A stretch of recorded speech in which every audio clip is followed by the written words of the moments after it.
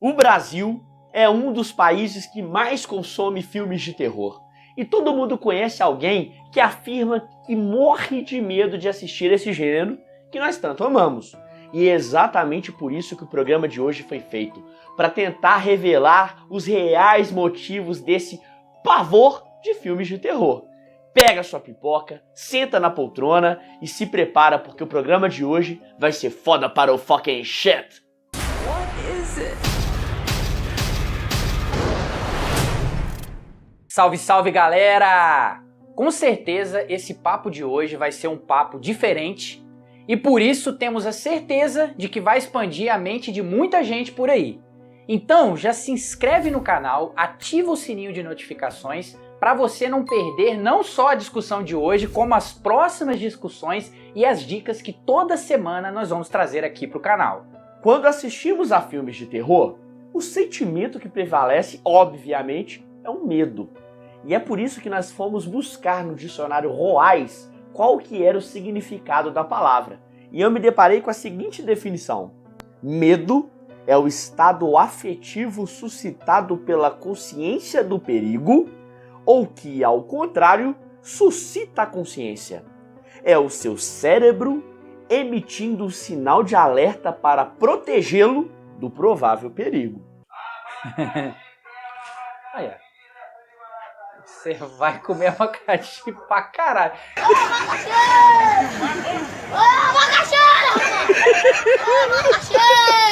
Essa definição ela faz muito sentido quando a gente pensa naqueles perigos do dia a dia, como um assalto, por exemplo.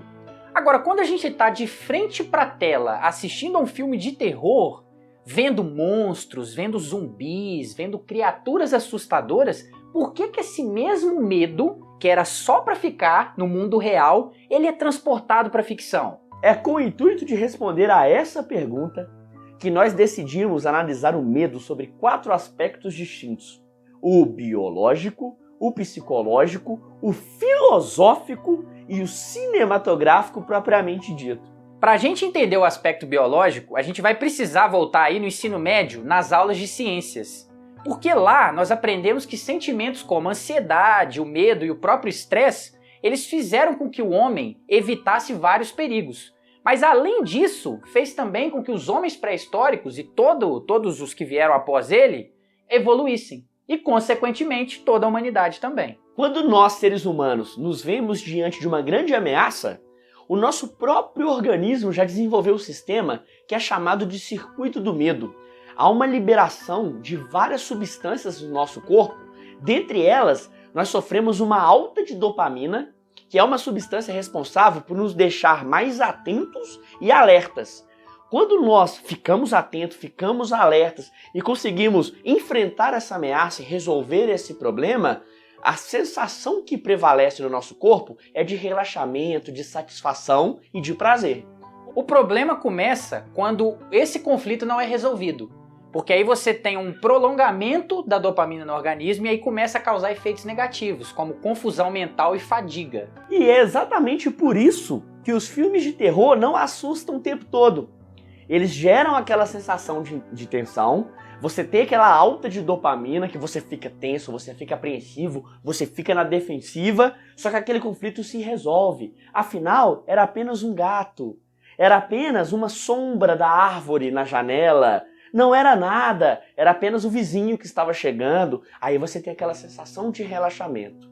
Só que depois, um novo problema, uma nova ameaça aparece e você fica tenso de novo. Mas não era nada, foi apenas a janela que bateu. Então é por isso que tem esses intervalos que te levam à questão da alta de dopamina, você fica tenso, mas você resolve aquele conflito e sente um certo alívio. Isso funciona muito para os amantes do terror como a gente, que tem essas oscilações e consegue viver momentos de tensão e momentos de prazer. O problema é que para algumas pessoas não existe essa oscilação.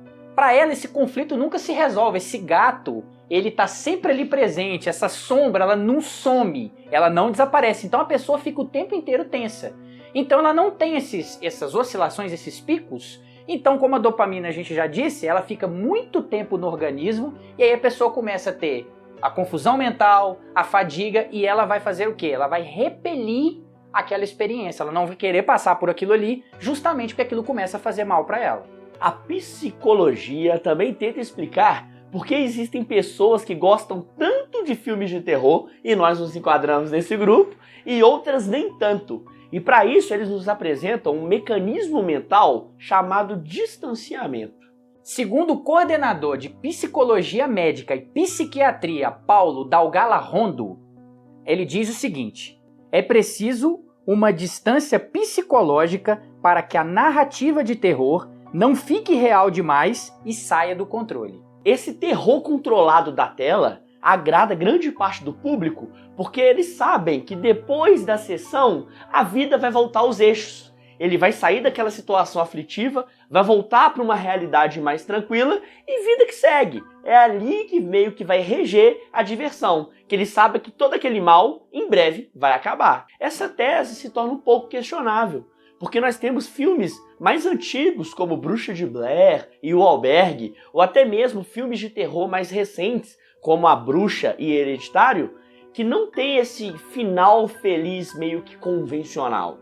E eles acabam deixando em aberto o final, eles criam muitas vezes margem para interpretação e, como você disse, eles muitas vezes são finais trágicos.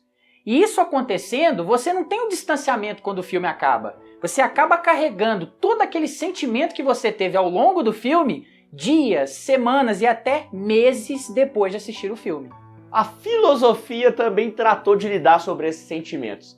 Filosoficamente falando, sentimentos como alívio, prazer, eles são encontrados em outras situações, como quando você entra de férias, quando você beija alguém na balada, quando você recebe uma notícia inesperada. Então a pergunta que fica é por que um grupo de pessoas, e nós nos enquadramos nele, optam por ter esses sentimentos, essas sensações, vendo filmes de terror, que não trazem só esses sentimentos positivos, mas os negativos também. Por que não optar só com o lado bom de sentir alívio e prazer e deixar a tensão e o medo e a apreensão de lado? A resposta para essa pergunta está no papel social, cultural e psicológico que o terror tem. Não, e para endossar esse comentário seu, nós podemos nos remeter até mesmo a Aristóteles, que afirmou que o efeito esperado da tragédia é provocar catarse no espectador, por meio, adivinha, não só da piedade, mas também do terror, para que a pessoa tivesse a oportunidade de expurgar mesmo seus conflitos internos. Esse pensamento do Aristóteles ele faz muito sentido no mundo de hoje. Se a gente pensar que as experiências que a gente vive na tela assistindo às obras de terror, muitas delas a gente não pode vivenciá-las na vida real, a gente já aí tem um benefício assim, já inquestionável. Você vai conseguir, através dessas obras, através desses filmes de terror, vivenciar, aprender coisas que no dia a dia você não conseguiria. Sem desconsiderar um dos papéis mais importantes que o terror tem na sociedade contemporânea, que é a sua contribuição social. Porque, convenhamos, o terror vai muito além do simples entretenimento. Na verdade, ele é um momento de contato com questões muito sensíveis e profundas, e que nós, espectadores, nos deparamos com essas discussões e com esses problemas, com essas denúncias, de uma forma muito intensa e, eu ouso dizer, de fato até física. Por último, do ponto de vista cinematográfico, propriamente dito, nós sabemos que o medo não é um sentimento aleatório.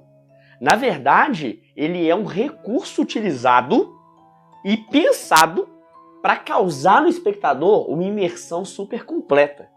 Bons diretores utilizam estratégias e ferramentas para criar toda a tensão e toda a imersão do espectador. E filmes de suspense e terror, quase todos eles, na verdade, utilizam algumas dessas ferramentas. O primeiro desses recursos é a identificação entre o filme e o público. Geralmente, no começo dos filmes de terror, nós somos apresentados a uma família, a uma casa, a uma vizinhança, ou até mesmo a uma situação cotidiana, para você começar a pensar assim: olha, eu poderia estar ali, poderia ser eu que estou passando por essa situação. Um dos grandes exemplos é a cena do banheiro do Psicose, cujo qual a personagem principal está tomando banho e é ali que ela é atacada. E aí você pensa: poxa, eu tomo banho todo dia, poderia ser eu naquela situação. E é aí que o medo começa. Outro elemento que a gente destaca é a insegurança, que é uma ferramenta muito usada, que é só a gente pensar o seguinte: um exemplo muito bom é a nossa casa. E os filmes de terror geralmente subvertem essa sensação de segurança quando eles levam o perigo para dentro de casa. E isso vai a uma enésima potência quando você pensa em filmes como Atividade Paranormal, em que além de ser dentro de casa, isso acontece durante o sono, quando uma entidade sobrenatural começa a atormentar você dormindo.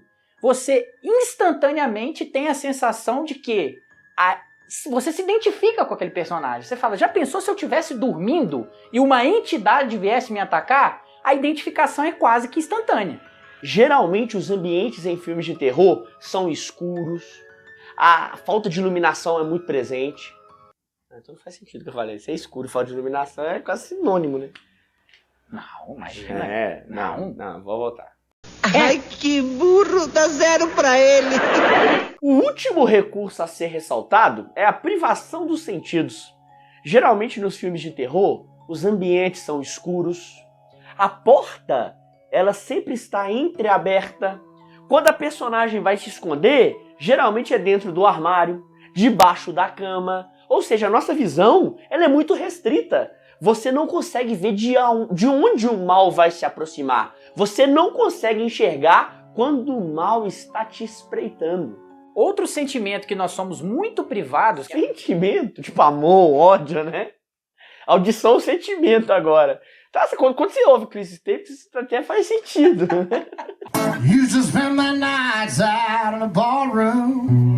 Outro sentido que nós somos muito privados ao assistir filmes de terror, e que é um recurso que os diretores usam muito, é a privação da audição.